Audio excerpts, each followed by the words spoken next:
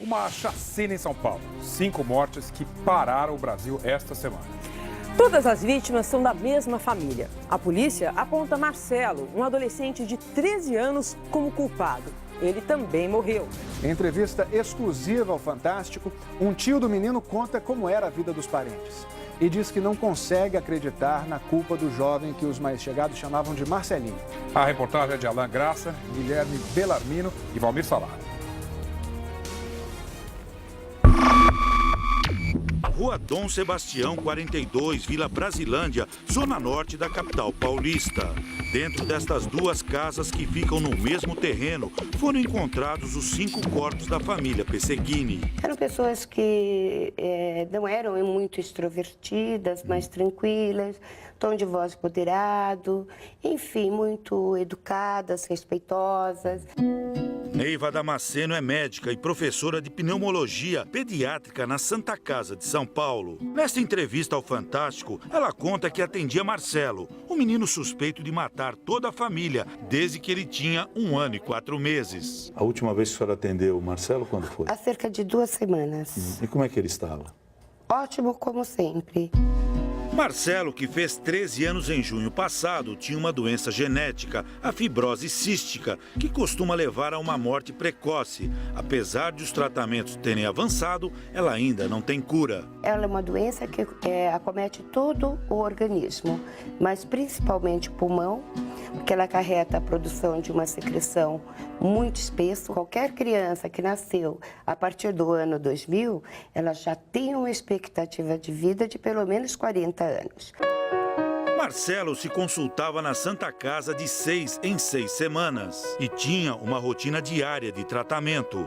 Fisioterapia respiratória e inalações 2 a 3 vezes por dia. Por causa dessa doença, os pais tomaram uma decisão. Uma doença recessiva, quer dizer, ela pode voltar a se repetir se houver um novo filho. Eles optaram por não ter outros filhos. O pai de Marcelo, Luiz, a mãe Andréia e a avó Benedita costumavam se revezar nas idas ao hospital. Esta é uma foto recente do menino, que tinha 1,52 m de altura e 50 quilos. Ele não tinha as chamadas crises respiratórias, que são comuns na doença, e ele atingiu esse início de segunda década de vida em condições excelentes de saúde. E ele era um menino muito educado, muito afetuoso, sorridente. Segunda-feira passada aconteceu o que a médica jamais poderia imaginar. Marcelo, os pais dele, a avó, a tia-avó, Bernadette Oliveira da Silva, foram encontrados mortos, todos com marcas de bala. Até agora, a polícia tem um único suspeito, Marcelo, que a família chamava de Marcelinho. O tio de Marcelo, irmão do pai dele, falou com exclusividade hoje à tarde ao Fantástico. Ele não quis mostrar o rosto. A família dele, para o Marcelinho, era tudo. Ele amava o pai dele, a mãe. O pai dele, para ele, era o herói. Ele era o super-herói dele. A avó ele amava muito, porque foi ela que criou ele, cuidou dele, porque os pais trabalhavam muito também. O senhor afirmaria que o Marcelinho matou o pai, a mãe, a avó e a tia? Todas as evidências levam a isso, todas, independente de laudo. No nosso entender, houve um desencadeamento de emoções do garoto que não sabemos ainda a motivação. Estamos caminhando para isso. O tio do garoto não acredita na afirmação do delegado. Eu acho que ninguém acredita nisso aí. Ninguém na família, os amigos. Os corpos foram encontrados exatamente nestas posições. Na casa da frente do terreno, no quarto, estavam a avó Benedita e a tia Bernadette. Na casa ao lado, num colchão na sala, o pai e a mãe do menino, cada um com um tiro na nuca. E Marcelo, que foi encontrado deitado com um ferimento à bala próximo ao ouvido esquerdo. Na mão esquerda, abaixo do corpo, ele segurava uma pistola .40. A prova é realmente a arma que estava na mão dele, né? Que estava na mão esquerda dele, canhota. Nestas fotos do mês passado, Marcelo escreve com a mão esquerda. Ele é o menino de capuz cinza. Segundo a polícia, ele matou a família na noite de domingo para segunda. Depois, dirigiu o carro da mãe até a escola, a 5 quilômetros de distância. Estas câmeras de segurança na rua do colégio gravaram o momento em que o veículo foi estacionado. Era 1h21 de segunda-feira. Não há registro de movimentação até às 6h25 da manhã. Quando Marcelo sai pela porta esquerda do carro, atravessa a rua e caminha de uniforme e mochila em direção à escola. Naquele dia, falou a professora, uma das professoras, a senhora, quando criança, alguma vez a senhora magoou seus pais? Né? Ela falou, não. Né? A senhora já dirigiu quando era criança alguma coisa? Porque eu já dirigi um bug. Né? Ela estranhou a pergunta, mas desconversou e não deu mais atenção.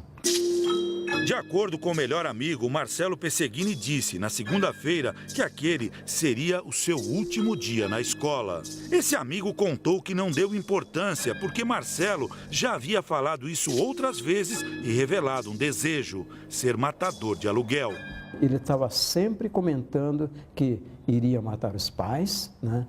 De noite, sair com o carro e ir para algum lugar abandonado. Ao 12h05, Marcelo pegou carona nesse carro preto com o pai de um amigo. No caminho, pediu para parar em frente ao veículo da mãe, estacionado na esquina. Foi até lá e pegou um objeto.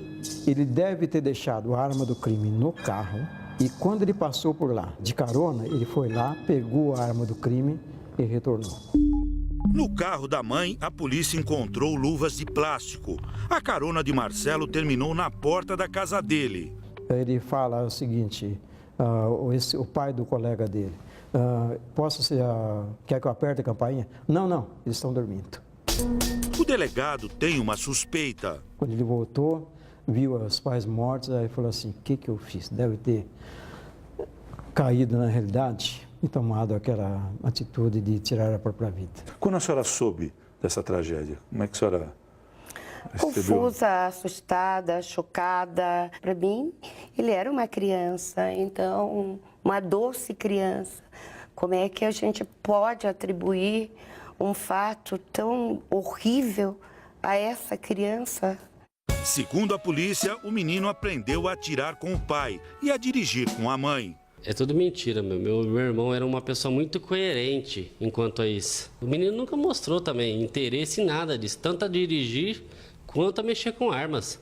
Luiz era sargento da Rota, uma tropa de elite da Polícia Militar de São Paulo. Andréia também trabalhava na PM, era cabo neste batalhão. Era dela a arma usada no crime, uma pistola semiautomática .40. Para mostrar como funciona essa arma, o Fantástico esteve hoje de manhã neste clube de tiro em Botucatu, interior de São Paulo. Essa pistola de fabricação nacional, ela é usada hoje no Brasil pelas polícias civil e militar. É uma arma de fácil manuseio, travou, ela está em posição de segurança. Destravou, disparou. É uma arma de fácil manuseio, mas requer certa habilidade para atirar. Se for um tiro por vez, de um em um, a pessoa consegue. Agora, uma sequência rápida de disparos, um garoto de 13 anos com essa arma, particularmente até hoje eu não vi. O fato de a perícia não ter encontrado marcas de pólvora nas mãos de Marcelo tem uma explicação.